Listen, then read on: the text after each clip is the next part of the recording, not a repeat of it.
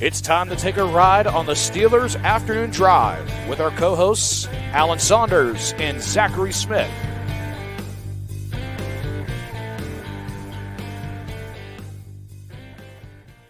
Welcome into another episode of Steelers Afternoon Drive. I'm Zachary Smith. That is Saunders. It is a feel-good Friday, although it's like a Saturday because the Steelers play tomorrow. So here we are. It's not. What do you want to call it? Friday. What do you want? Fraturday? I don't know. No, it's Friday and Saturday together for me. My wife was asking me, like, isn't today supposed to be your day off? I said, no, it's Friday. She says, yeah, it's the day, but it's the day before a game. And I said, just means I don't get one this week, babe. That's all. Like, that's there aren't any. It's been many of these. We hate to see it. Alan, we did our best to not talk about quarterbacks at all for a good bit of the week. Not a very quarterbacky last 2 days here. Yeah. However, and this won't be about Steelers quarterbacks currently on the roster, but I know you wanted to take a couple minutes here because there's been over the last week, like CBS predicted Russell Wilson would sign a 3-year, $30 million per year deal in Pittsburgh. A name that had also been linked to them was Kyler Murray. Jonathan Gannon went to bat for him, remaining the Arizona Cardinals starting quarterback. Obviously, Kirk Cousins still rehabbing his injury. After seeing the shirtless skull thing with him and his son, I'm a little bit more on board with that move now. But let's dive into these three names a little bit. Yeah, Justin Fields, too, I think is the other guy that's been talked about there. Look, I mean, first of all, 33 years, $90 million for like the corpse of Russell Wilson is such a horrendous contract that, like, I can't believe anybody would give him that money, let alone, like, regardless of whether you think the Steelers should be in that market, Russell Wilson is not going to get $90 million at 36 years old, like, unless somebody does something really stupid. But we literally just watched somebody do something really stupid with that player 2 years ago. I don't buy it. So it's, I think I'm pretty skeptical of all of these names. Maybe not Cousins, but all the rest of them, right? Like, I just don't think the Steelers are in I don't get any sense from talking to people in the organization that they're in this place where they're panicking and feeling the need to go trade a bunch of first-round picks to get a quarterback or something like that. Like, I don't know. Mm-hmm. These don't feel like Steelers moves. If Kevin Colbert was still the general manager, I would be able to sit here and tell you there is no freaking way that they're even remotely considering doing any of those things. I guess since we don't have as long of a track record with Omar, I'll hedge a little bit, but I would be very, very, very, very doubtful that the Steelers are going to make some big splash move at quarterback this offseason. I've been talking to a lot of people the last 2 days, some of which were upset about our reporting about Kenny Pickett. Not that it wasn't true, just that it got out there. And that, look, I don't get the sense from people inside the organization that there is a lack or that there's a concern if they go into 2024 with Kenny Pickett as the presumed starting quarterback. I do think that they've identified a weakness with Mitch Trubisky. I have a really hard time seeing him come back. And I think they will fill that third spot with another quality quarterback. I don't think it's going to be some seventh rounder or undrafted free agent. I think they'll either sign a veteran in free agency or they'll draft someone, maybe late day 2, early day 3, something like that. But I just get the sense that they're okay with Kenny Pickett coming back as the presumptive starter. If Mason Rudolph wants to come back, I expect that to happen. That's probably more his decision than it is the team's at this point. But I think and that's not to say that Kenny Pickett's definitely going to be the starter. I'm just saying if the sense is right now that there's not a lot of people that would be upset with the idea of him coming back as a starter, well, it's hard for me to get from there to trading for Kyler Murray, trading for Justin Fields, signing Russell Wilson for a $90 million contract. Like, if they do something else, I just don't think it's going to be something else crazy. Like, that's kind of where I'm at with this. And to me, at least, whether that third quarterback added to the room or is from like the draft, or if we're talking about a free agency thing, to me, it's about Mason, because like I've talked about the room being like Kenny. I keep throwing the name like a Jacoby Brissett type and then a mid-round pick. But if Mason's taking the spot maybe of the Jacoby Brissett archetype in that role, then it looks like a draft pick. But at the same time, wouldn't you think somebody in the room kind of needs to have like some type of relationship with whoever the offensive coordinator is going to be, or at least played in a similar system, like, or at least in an ideal situation, that would be the case. I think that's the ideal situation. But we'll see. Maybe there isn't one out there. Maybe there just isn't anybody available that fits that bill, right? I mean, there's Yeah. only so many quarterbacks, so many coordinators. You can't just make them all fit. I think that I think the draft is realistic, and maybe even earlier than I talked about there. If they're sitting there on, day 2 and Michael Penix is there, yeah, okay, maybe. Like, I don't know. I can see them.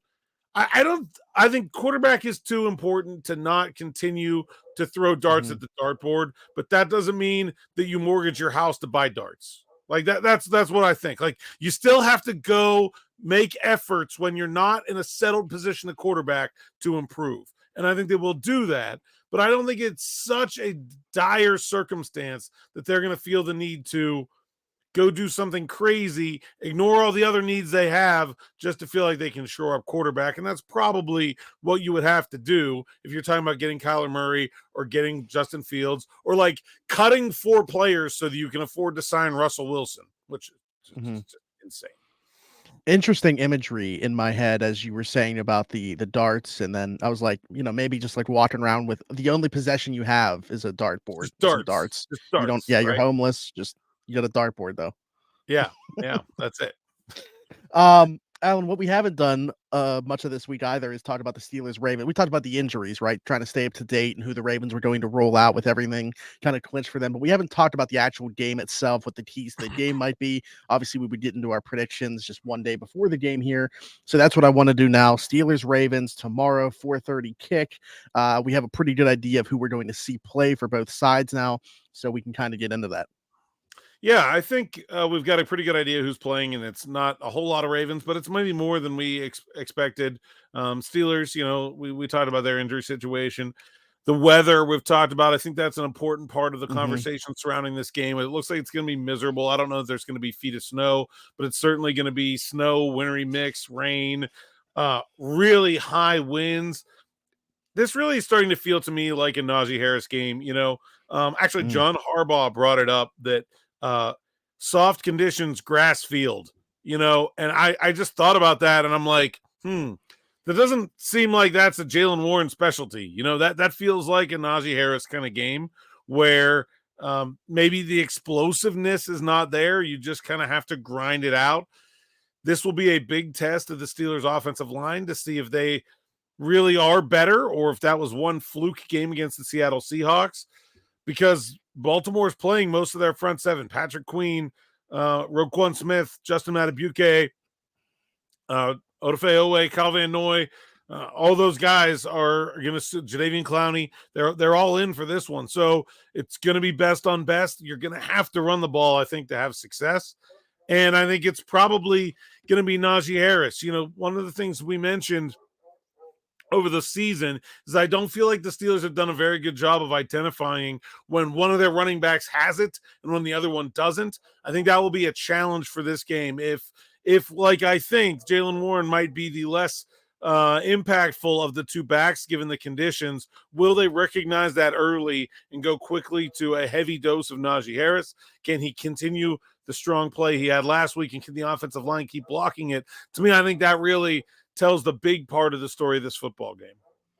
Najee Harris also 77 yards away, I believe, from 1,000 rushing yards on the season. Obviously, he would like to hit that number. I think the offensive line would like to get to that number for him. So I think there's going to be a heightened interest for them to be able to have success on the ground, specifically with Najee Harris in this one, for him to hit that number. Who on the offensive line, because you're talking about obviously the Ravens defensive line and the strength there, a lot of those guys still going to be suited up. When you're looking at those matchups though, like individually, who do you think has like the toughest matchup, or which one are you circling going into it?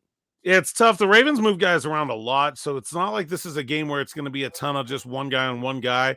I think the real key is that when you saw the Steelers have a lot of running success against the Seahawks, one of the things you saw a lot of was getting guys to the second level. There was a lot of Devin Bush getting blocked in that game. And obviously, Devin Bush is not nearly as good as Patrick Queen and Roquan Smith. But I think the key for the Steelers running game is, can Justin Madubuike, Jadeveon Clowney, Michael Pierce, Travis Jones, the Brent Urban, the interior guys of that Baltimore defensive line, can they keep the Steelers guards from climbing to the second level, guards and tackles, because sometimes they use Dan Moore in that role too, Broderick Jones in that role. Can they keep the Steelers offensive linemen from getting to the second level and getting hats on Queen and Smith? Because if they can, I think it can be another big running game for the Steelers. And if they can't, I'm not saying they can't win the game that way, but it's going to be, very step-by-step, 2-3 yards a carry, grind it out kind of thing. And I think that's probably the big difference between the Steelers repeating that offensive running performance from Seattle and not being able to. When you look at, Baltimore's secondary, Marlon Humphrey, Kyle Hamilton, questionable, obviously with, he's not going to play. With what George Pickens has been able to do. So he's out. I'm looking at the pass catchers here now. That's what I want to talk about next. George Pickens with what he's been able to do the last couple of weeks. Deontay Johnson, what type of threat they propose to the Ravens defensive backs, and how you think that matchup's going to go. Yeah, I mean, it's still a dangerous secondary. Geno Stone has a ton of interceptions. Yes. Ronald Darby's he's not great, but he's a pro. He can play. Art Millette's a pretty good slot guy as well. Remember from before. I think there's talent there. I don't know that there's anybody that the Ravens are going to feel good about covering George Pickens one-on-one. I think you're going to get some shade or some cover two if they go lighter box, but I think probably some shade where there's only one deep safety, but he's shifted over to George's side. That could open some things up for Pat Freiermuth down the seam. I also think the Steelers will have to move George around. They've done a really nice job of this recently. Stuff like slot fades, where they've been able to get him into good position. And then Deontay Johnson will have to be a sticks mover. I think that's the big thing for, if it's going to be a slow and tight to the vest kind of game, you got to keep getting first downs. And, his ability to get open short will be key. He's going to have to be the sticks mover for this team to keep the offense on the field. I think the Ravens secondary is susceptible to being beaten deep. I think they'll be aware of that. I think they'll try to give help to the outside. So I think maybe Freiermuth up the middle or maybe Deontay Johnson are probably the better matchups for the Steelers. I was going to ask about Freiermuth because I looking back at the Seattle game, saw him obviously more incorporated than not at all compared to the previous week against Cincinnati. But still, Mason completed just passes to just four different guys: George Pickens, Deontay Johnson, Pat Freiermuth, Jalen Warren. Pat Freiermuth had 3 receptions for 44 yards in that game. Obviously was the only tight end to catch a pass. But I was going to ask how you felt you incorporate the tight ends into this matchup, if you are able to at all, with obviously who they have at off-ball linebacker in Baltimore. Yeah, I mean, the quality of their linebackers makes it tough. I think the one thing you can do with him is that you can take him deep, right? I like Roquan Smith and Patrick Queen if they're covering Pat Freiermuth in short areas. If they've got to go 30 yards down the field, I think that's probably not going to work out so well for them. And so I think that's how you try to attack it with Freiermuth. And then if all he does is clear space, then maybe it's Deontay Johnson or Allen Robinson, on some in-breaking stuff, taking advantage of the hole in the middle of the defense. Okay. Yeah, I like it. And then I guess Mason himself, we've talked about everybody in the offense besides Mason. Do you think Mason's going to be able to replicate the things that he's been able to do the last couple weeks? It's interesting. We haven't seen a ton of him playing in bad conditions as a Steelers quarterback. So I went back and I kind of looked through some stuff, and I recalled a game that I covered. He threw for like 1,000,000 yards against Pitt when he was at Oklahoma State in a disgusting thunderstorm. And I didn't see a lot of hesitancy to throw the deep ball. I think if the Ravens give it, Rudolph's still going to throw it. The wind, maybe more so than the weather, might make that challenging. Deep ball is the one that's most affected by the wind, but that's a fully enclosed bowl stadium there in Baltimore. I don't know how bad the winds are going to be at field level. I think if the Ravens are going to give him deep shots, he's still going to take them. That's just his MO. It's his personality, and it's the thing he's probably the best at. So I don't expect them to, but if they do, I think he can take care of it. I think the bigger thing will be precision, medium and low in sloppy conditions with questionable footwork. He's going to have to be precise, finding Deontay Johnson and things like that and taking care of the football. I think that'll be the bigger challenge for Rudolph. See if he's able to do it. Not turning the ball over against this Baltimore defense has been the thing that has killed a lot of teams and saved a lot of teams. I think the reason the Steelers won that game early was that they did not turn the ball over when the Ravens did. Joey Porter intercepts Lamar Jackson in the end zone. They turn it down into points, and they get a victory out of it. I think that's really, especially in sloppy conditions, holding on to the football is key. Okay, well, let's flip it to the defense now. You just mentioned Joey Porter Jr. Actually, before that, I guess we should mention they elevated for the third straight game Eric Rowe and Myles Jack coming up from the practice squad. Is that any indication about Minkah or Elandon Roberts, or is that still feel okay? Those guys are playing even if those two play. I don't know.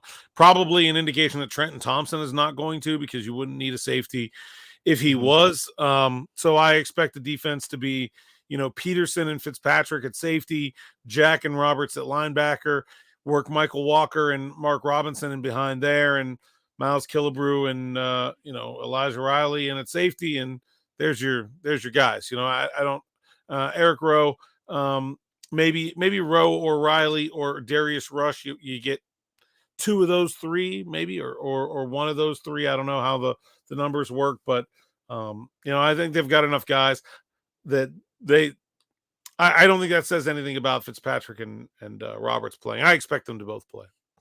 Gotcha. Okay. I mentioned Joey Porter Jr. In a matchup like this, where I guess Rashad Bateman is kind of the de facto number one, assuming that like Zay Flowers, I don't know if he's been rolled out officially yet, but he was listed as doubtful. So don't expect him to play. But no OBJ, no Zay Flowers. I guess Rashad Bateman's kind of the de facto number one. For a guy that has been shadowing, do you still kind of go with that with Rashad Bateman, or do you not have him do that because you feel like there's not a guy worth shadowing in this matchup? We saw that against Green Bay, where he didn't really shadow anyone specific in that game. And we saw it again in Arizona after Hollywood Brown got hurt, where it didn't feel like he shadowed anyone specific. I'm interested to see because Bateman and Aguilar, I guess, would be the two outside guys. I don't know that there's one like Aguilar's to me like the bigger deep threat. Like I think if I was going to lean away, I would actually kind of put Porter on him. But I think the Steelers maybe just play it straight and not have him shadow one way or the other. Bateman's a good player. He can hurt you. No question about that. But I'm just not sure that it's necessary to lock Joey Porter into one side that way for that matchup. Gotcha. Okay.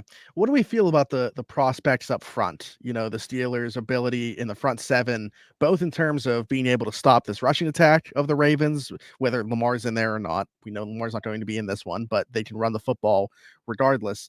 And also getting to Tyler Huntley when he's dropping back. Yeah, it was an interest. Gus Edwards, I think, is a key here for the Steelers, and they've got to find a way to keep him from being kind of what I described Najee Harris. Like they've got to, when he gets the ball, it can't be 3 yards in the pile going forward every time. They've got to find a way to get penetration and to stop him in the backfield. Could be a big game for Keanu Benton in that regard. I think he's probably the best upfield guy, the Steelers defensive lineman. And, if I'm trying to, look, we remember the game where TJ set the sack record, right? And it was Huntley in there and it was like a shooting gallery. Yeah. Like I think if I'm Baltimore, I'm trying to run at him, not let him pin his ears back. And I think that's probably going to be a part of their game plan because, the one area that I do feel like maybe Huntley loses a good bit from Jackson, the skill set wise are pretty similar guys, but I don't think he feels the rush nearly as well. And I think TJ, if he's able to get free, can really have another big game. Okay. The one thing that I'm curious about, I know we kind of touched on the elevations already, but Myles Jack playing with Elandon Roberts at inside linebacker and Patrick Peterson playing with Minkah Fitzpatrick, something we really haven't seen just because of the communication aspect of things. Is there concern from you at all in terms of that? Because obviously, like, those are the best duos that we could have with the current status of the roster, but guys that really haven't played next to each other in that in those roles. So is there any level of concern from you in terms of the communication? No, I think that's vet guys that know what they're doing. I don't have any concern with communication at all. In fact, I think they'll be able to actually kind of do some more things than they have been now that they have that sort of. I mean, Minkah obviously is just such a force multiplier where you can do so many different things when he's in the lineup that you can't do when he's not. But I just think in general, having now like multiple guys that are really good communicators, know what they're doing, veteran presences, I think you can get a little bit more multiple than they've been on defense. They've been pretty vanilla the last couple of weeks trying to hold that center of the defense together. And I will say, though, like Isaiah Likely, if you don't know who he is, he's the backup tight end to Mark Andrews. Mark Andrews is out. Likely from Coastal Carolina. His number is 80. The number of targets I think he's going to get in this game, likely 80, just like it says on the back of his jersey.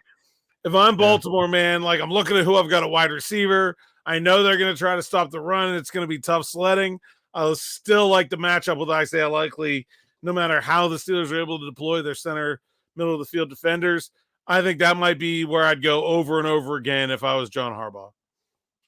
Yeah, and that's probably, that's what I wanted to bring up next and kind of lastly in terms of just looking at the defense and the matchups for them, because this would have been a week where, like, if you had a Trenton Thompson coming back, if he were able to get back this week, like maybe he would have made some sense to try to neutralize him, or if Keanu Neal was on his way back this week. But like, what is the solution for trying to slow down Isaiah Likely with what they do have available to them on this roster? I don't know. Like, I don't know. I guess you try to play some zone. I don't think there's a good one. I think you have to just acknowledge that they're going to be better in that area and try to minimize it as much as you can. I don't see a lot. I mean, I guess you could put Minkah on him and try to keep him, and play Patrick Peterson at center field. I guess that's how, if you were dead set to do it, that's how you would draw it up. But I'm not sure that's like the way I want to spend Minkah Fitzpatrick's first game back after a knee injury all the way up in the box for 50 snaps. Like, I don't know.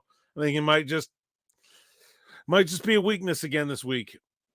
Well, I was going to ask, is it, do you try to like a high low, with like two defenders, one, but I don't know who the low is in this situation. Like if you had like a Quan Alexander or something available to you, I brought up some other names that maybe you could do that. I don't know I don't know how you do it with what's on the roster. Walker, I guess, is probably the answer that they're going to come up with, right? That's what I would like. He's like, matchup size, like he's the same size. I think he's probably the guy that you would feel the best about, but yeah. Alan, is there anything else? I mean, we want to get to the bold prediction. I want one bold prediction, and of course the predictions for the score of the game. But is there anything else matchup wise that intrigues you or stands out to you on paper? Yeah, two of the best kickers in the AFC kicking in a windstorm. How could we not bring up mud and the snow and the rain? I think that whoever kicks better between Justin Tucker and Chris Boswell in these conditions in this game should get to be the AFC's All-Pro kicker. Ooh, okay. Hey, there's some stakes right there for you. Right? I agree. I'm all for it. Okay. I need at least one bold prediction for this game. Najee Harris over 100 yards. I don't know. Is that bold? I think he does it. He needs 77 for 1,000. I think he gets that and does more and keeps going. And I don't, if that's not bold enough for you, I will take I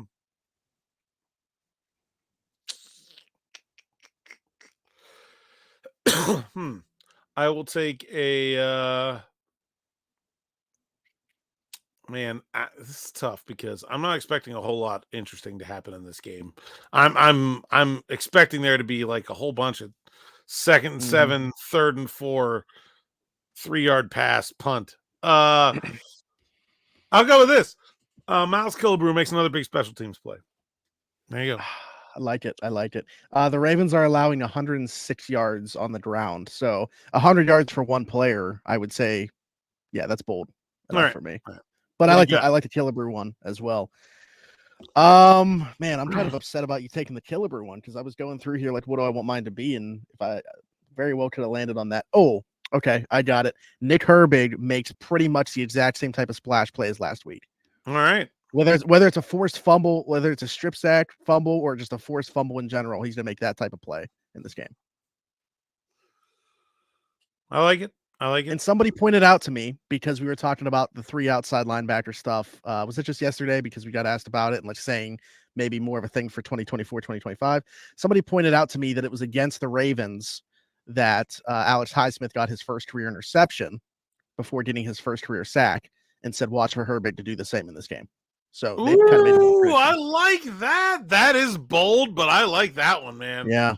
Nick Herbig interception. All right. I like that, man. Hey, look, if you're really struggling with Isaiah Likely, I can come up with worse options than 51. I'm just saying, like, I think that could work. Yeah. I'm intrigued to see it. I've been wanting to see more of him, obviously, not at the expense of TJ Watt or Alex Highsmith, but any way that you can get him on the field, I am down for. So, all right, score prediction. I think the Steelers take care of business. I know it's not going to be easy. I know the Ravens are going to be a pain in the butt about this, but I think the Steelers can get it done. I think it will be low scoring, but maybe not as low scoring as people think. I'll say the Steelers win 23-20. Ooh, okay. I'm at 24-16, also for the Steelers. I guess we should also give a prediction on here. Do they get in? Do they get the help that they need to put them into the playoffs? I don't know, man. There's a couple of coin flip games out there. Because, Alan, realistically, like, I don't want to say it. This could be the last podcast we record talking about Steelers games. Yes, it could be. I think they get in if they win. I think I think you got 2 coin flip games. I feel good about one of them going their way. And I'll be honest, like, everybody's kind of writing off the weird scenarios, but if you had to pick a game to tie this year, wouldn't it be these Colts against these Texans? Like, they are just perfectly lined up, man. I don't know. I got nothing. Yeah, why not? Well, that would be sweet, right? Because if that happens, if we win and that one happens, that puts us in, right? We wouldn't even have to wait until Sunday. And it would be Saturday night. Yeah, that'd be great. Yeah, I'd be all in on that. So we'd know prior to Sunday and not have to wait. I think it's the Titans beating the Jaguars. I can see it. I mean, I'm buying into what how Vrabel's talking this last Ryan matchup. Tannehill is going to start. Vrabel announced today. Yeah. I'm not sure if that is a big difference. I mean, Will Levis has been good, but it's not like he's, I don't know. It's just I on the surface, right? So maybe this is showing the lack of ballage just looking at the on the surface stats for Tannehill, but that 2-6 touchdown to interception rates, I'm not liking it. I'm not liking it. No, and although Will Levis has thrown a bunch of interceptions too, so I mean, I feel like he's been more. He's also putting more points on the board. Like Tannehill's been either conservative or turning the football over. Yes. I think I'm more confident in. I don't know. The thing about Miami is that they have played absolutely no one that they've beaten. Like, it's such a bizarre schedule. Like, who is the best team that the Dolphins have beat? The Dolphins are unbelievable. Dallas. Yeah, they beat Dallas, right? They lost to Buffalo, or they lost to Buffalo, they lost to Philly, they lost to KC, they lost to Baltimore. They're kind of like 1-4 against sort of the better teams in the league. Every other game has been against a junk team. If this game was in Buffalo, I don't think I would have a lot of faith. But I think the Dolphins can win it in Miami. Yeah, I'm right there with you. I'm not rolling it out because it is in Miami. If it was in Buffalo, I would say that's not happening. Like, we saw it already. We saw it early in the season in Buffalo. The Bills are hot though. Like, they're playing really good football right now. I don't.